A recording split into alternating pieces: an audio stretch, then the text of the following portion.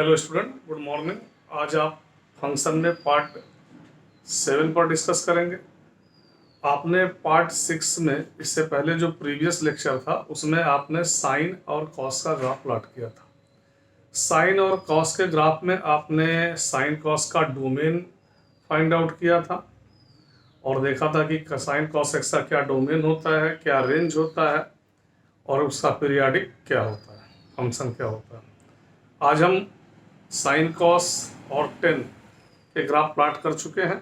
आज हम लोग सबसे पहले कॉट एक्स का ग्राफ प्लॉट करते हैं।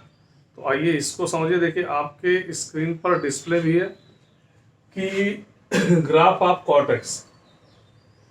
आप जानते हैं ये एक्स एक्सेस है, ये वाई एक्सेस है, ये एक्स एक्सेस है और जो हमने इंटरवल चूज किया है वो पाई/2 के डिफरेंस पर है। 0 से पाई/2, पाई, 3 पाई/2, 2 पाई, -पाई/2, -पाई, -3 पाई/2, -2 पाई। अब देखिए साइन एक्स को सबसे पहले कॉट एक्स को हमें ये देखना है कि कॉट एक्स फंक्शन कहाँ पर अनडिफाइंड वैल्यू है। तो अगर आप कॉट एक्स को कॉस बाई साइन लिखते हैं तो आप जानते हैं कि अगर साइन एक्स की वैल्यू 0 नहीं होनी चाहिए, क्योंकि जब भी साइन एक्स 0 होगा तो कॉट की वैल्यू हमें अनडिफाइंड मिलेगी। अब साइन एक्स के मल्टीपल एंगल्स होंगे, तो आपने ट्रिग्नोमेट्री इक्वेशन में देखा भी है कि अगर साइन एक्स 0 है तो साइन एक्स अगर 0 है तो साइन एक्स की वैल्यू क्या होती है, साइन 0।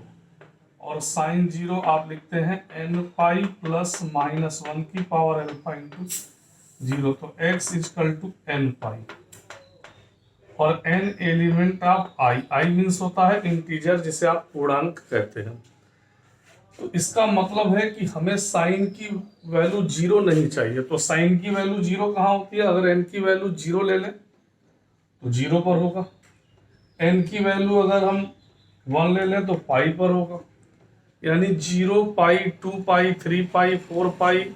और अगर इस साइड आए तो -पाई, -2 पाई, -3 पाई पर हमें साइन की वैल्यू 0 मिलेगी। पर जब हम कॉट एक्स का डोमेन फाइंड आउट करेंगे तो कॉट एक्स के डोमेन में हमें साइन एक्स को 0 नहीं चाहिए, क्योंकि अगर साइन एक्स 0 है तो वहां पर हमारा अनडिफाइंड वैल्यू आएगा।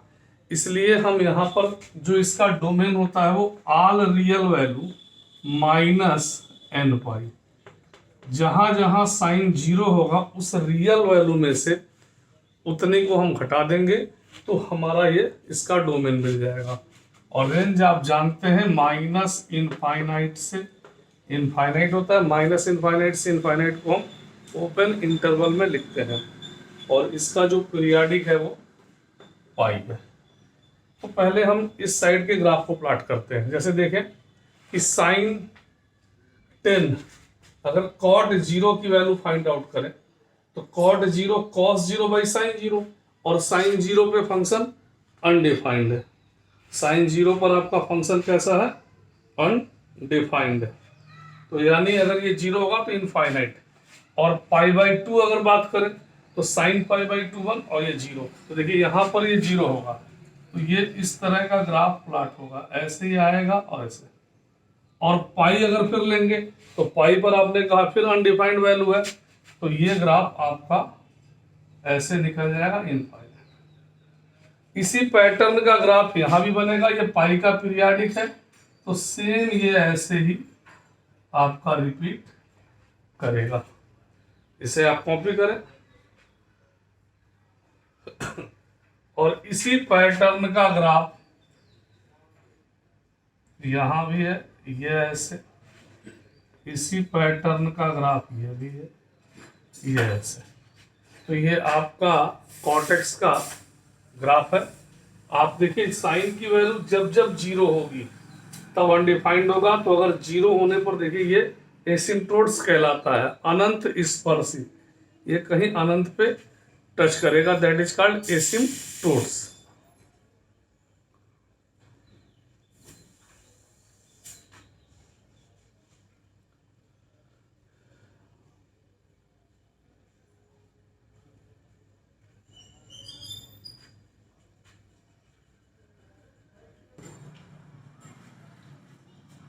देखिए अब हमारा नेक्स्ट ग्राफ है ग्राफ ऑफ सेक एक्स। तो जो सेक एक्स का ग्राफ है इसके लिए भी देखिए मैंने आपको स्क्रीन पर ये एक्स एक्सेस वाई एक्सेस और पाई/2 का इंटरवल लिया।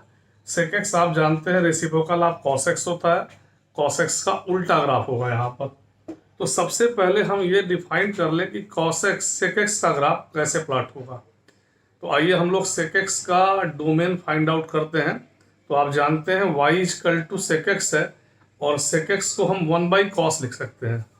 और फिर आपने कहा कि 1/ जब cos लिखेंगे, जैसे 10 में आपने sin/cos कहा, तो वहां पर बोला कि cos की वैल्यू 0 नहीं होनी चाहिए, क्योंकि अगर cos की वैल्यू 0 है तो डिनोमिनेटर में 1/0 आ जाएगा, तो जो इनफाइनाइट हो जाएगा। तो cos x की वैल्यू 0 नहीं होनी चाहिए। तो हम कहाँ कहाँ cos का एंगल 0 नहीं होता है, ये आपको मैंने cos x से ग्राफ में भी प्लॉट किया था और आपने देखा भी था कि cos x अगर 0 है तो x की वैल्यू 2n + 1 π/2 ऑड मल्टीपल्स होगा और n एलिमेंट ऑफ इंटीजर्स।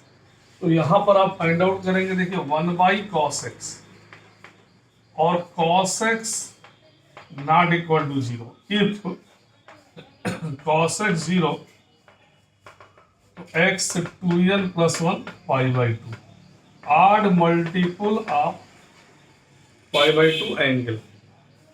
तो अगर हम बात करें यहाँ इसके डोमेन की, तो आप देखेंगे कि डोमेन होगा रियल वैल्यू -2n + 1 π/2। और अभी जब हम फिगर ड्रॉ कर लेंगे तो फिर आपको इसका रेंज फाइंड आउट करेंगे। तो आइए इसके बाद हम लोग cos x का sec x का फिगर ड्रॉ करते हैं। और अब आप देखें sec x का फिगर कैसे ड्रॉ होगा। पहले हम इस साइड देखते हैं cos। अब देखिए अगर हमने cos की वैल्यू x की वैल्यू 0 ले ली, cos x की वैल्यू नहीं 0 ली, ओनली x की वैल्यू 0 ली, cos x = 0 अनडिफाइंड है। अगर हमने x की वैल्यू 0 फाइंड की तो cos 0 1, तो y की वैल्यू 1 होगी। तो सपोज y की वैल्यू ये हो गई, यहाँ ये इतना डिस्टेंस हो गया 1। अब अगर आपने देखा कि ऑड मल्टीपल पर डिपेंड है, यानी π/2 को नहीं लेना, अगर हम π/2 लेते हैं तो इनफाइनाइट आएगा। तो ये ग्राफ हमारा जस्ट रिवर्स इस तरह से प्लॉट होगा। और अगर आपने -π/2 ले लिया तो आप जानते हैं cos -θ cos थीटा होता है, इसलिए cos -π/2 cos π/2 होगा और 1/cos π/2 इनफाइनाइट। और आपने कहा है ऑड मल्टीपल पर डिफाइंड है, इसलिए इसको टच नहीं करेगा। ये ऐसे ग्राफ cos x का होगा। फिर आप देखें पाई, अगर cos पाई की वैल्यू लेंगे तो cos पाई की वैल्यू होती है -1, तो 1/-1 मीन्स -1। तो सपोज -1 यहां है, ये -1 है। अब अगर आपने यहां पर cos π/2 रखा तो इस साइड ये इनफाइनाइट आएगा, ये ऐसे। और अगर 3π/2 रखा तो 3π/2 मीन्स cos 270 डिग्री, और cos 270 मीन्स cos 180 + 90, और cos 180 + 90 माइनस cos 90, और माइनस cos 90 मीन्स cos 0, फिर 0 आएगा 1/0 इनफाइनाइट। तो ये आपका इस तरह का ग्राफ प्लॉट होगा। सेम cos 2π पर वैल्यू 1 आएगी, तो ये ग्राफ आपको इस तरह का मिलेगा। इधर भी आप अगर देखें तो cos -π मीन्स cos पाई, और cos पाई की वैल्यू -1 होगी, तो ये ग्राफ आपका इस साइड -1 है। तो ये ग्राफ ऐसे आपका ड्रा होगा। और अगर आपने 2π लिया तो cos 2π माइनस का 2π है, लेकिन cos -θ cos थीटा होता है। cos 2π मीन्स cos 360 + 0 cos 0, और cos 0 की वैल्यू 1 होगी। तो ये ग्राफ इस तरह का आपका प्लॉट होगा। तो इसको आप पहले कॉपी करें, ये आपका ग्राफ सेक एक्स का है।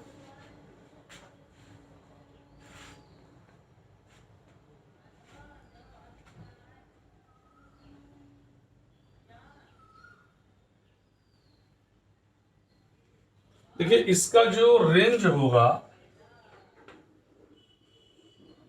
वह होगा माइनस इनफाइनाइट। आप देख रहे हैं कि नीचे साइड माइनस इनफाइनाइट और ऊपर side plus infinite. Minus infinite से -1 यूनियन, ये जो है आपका ये माइनस इनफाइनाइट से -1, ये क्लोज्ड इंटरवल होगा, और यहां पर ये क्लोज्ड 1 टू इनफाइनाइट, ये इसका रेंज है। और जब भी इनफाइनाइट लिखते हैं तो ओपन इंटरवल में, इसे आप नोट कर लें।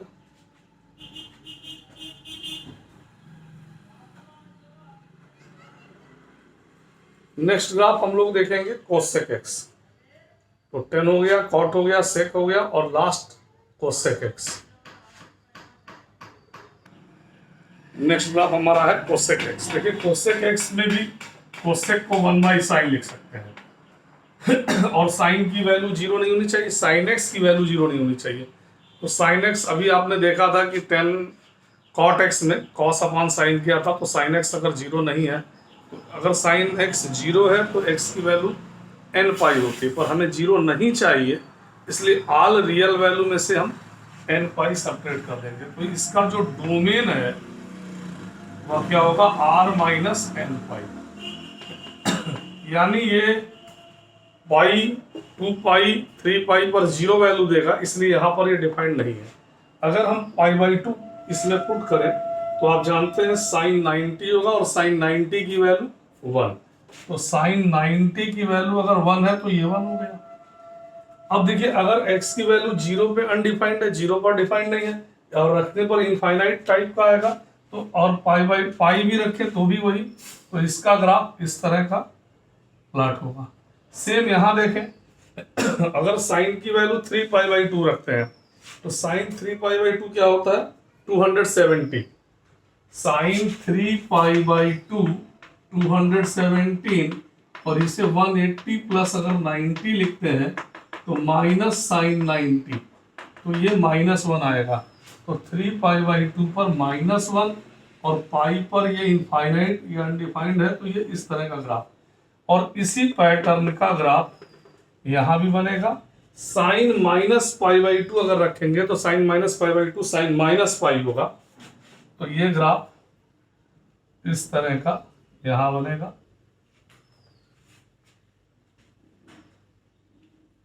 तो इसे आप कॉपी कर लें, ऐसे ही सेम पैटर्न से आगे बढ़ेगा। इसका भी जो रेंज है वह यह होगा minus infinite -1 closed bracket 1 infinite. तो आपने अभी तक देखिए साइन एक्स का ग्राफ, कॉस एक्स का ग्राफ, टेन एक्स का, कॉट एक्स का, सेक एक्स का, कोसेक एक्स का ग्राफ तो डिस्कस किया। इसको आप नोट कर लें, क्योंकि जब हम लोगों को क्वेश्चंस आएंगे इनवर्स फंक्शन ITF यूज करेंगे तो वहां इन ग्राफ की आवश्यकता पड़ेगी। तो इसे आप नोट करें। Thank you.